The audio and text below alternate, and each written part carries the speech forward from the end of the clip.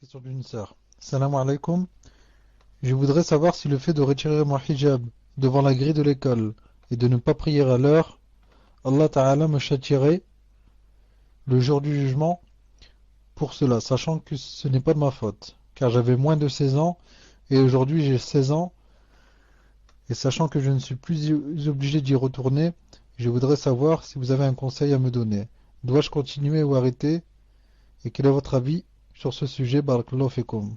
Lorsqu'elle dit, cher, qu'elle avait moins de 16 ans, c'est parce que l'enseignement est obligatoire jusqu'à 16 ans en France. Tfadal, cher. En fait, j'ai pas compris deux choses, Mouslim. J'ai pas compris ce que tu viens de dire, toi, que l'enseignement ici en France, c'est obligé jusqu'à 16 ans. J'ai pas compris ça.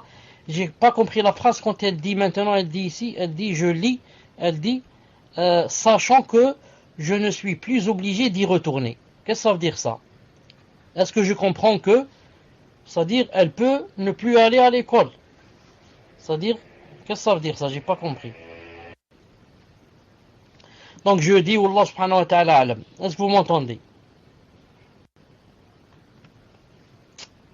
Là, si cette personne n'a pas de pression, c'est-à-dire, il n'y a pas les parents qui la forcent et qui l'emmènent de force à l'école et qui la frappent quand elle revient et qui disent, si tu vas pas à l'école, tu n'es pas notre fille, on te chasse de la maison, Enfin, dans ce cas, il vaudrait mieux qu'elle n'y parte plus.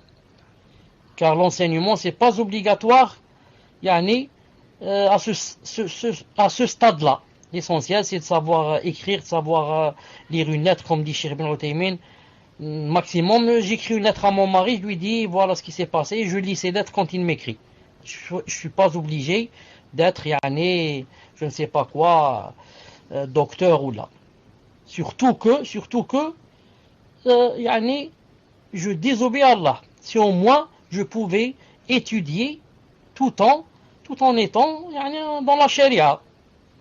J'étudie sans, par exemple, retirer mon hijab. J'étudie sans faire de haram.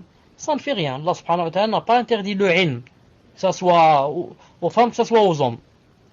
Donc je dis à cette personne, si maintenant il n'y a pas de pression, etc., il vaut mieux qu'elle arrête et elle étudie chez elle, soit par correspondance, soit elle s'implique carrément dans la science de la religion.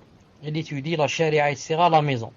Les cours par internet, il y a plein de cours maintenant. Il y a même des chaînes de télé spécialement pour les cours. Mais, deuxième cas, si maintenant il y a la pression, etc., elle est quoi? Elle est excusée.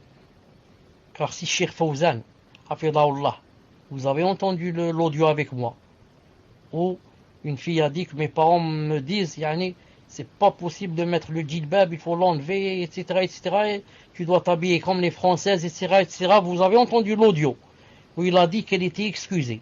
Il a dit que tu es excusé tant que tu es dans une situation pareille, jusqu'à ce que tu ne sois plus dans cette maison et que tu sois marié.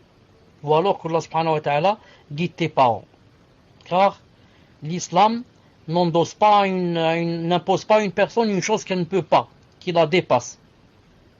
Ils lui ont dit, ou bien tu enlèves ta tenue islamique, ou bien tu sors de la maison. Et il l'a frappée. Donc qu'est-ce qu'elle fait? Elle sort de la maison, elle va vivre dans un jardin, elle va vivre sous un pont. C'est possible, ça c'est pas possible. Elle sera obligée de passer par les voyous, par le haram, par la zina, c'est clair. Surtout dans un pays européen. Donc c'est le moindre mal. Ça s'appelle en islam le moindre mal. Comme dit Cheikh Fawzan, il dit c'est le moindre mal. Jusqu'à ce qu'elle se marie. Et là, toute la responsabilité sera maintenant sur elle, pas sur ses parents. Naam, tfaddal.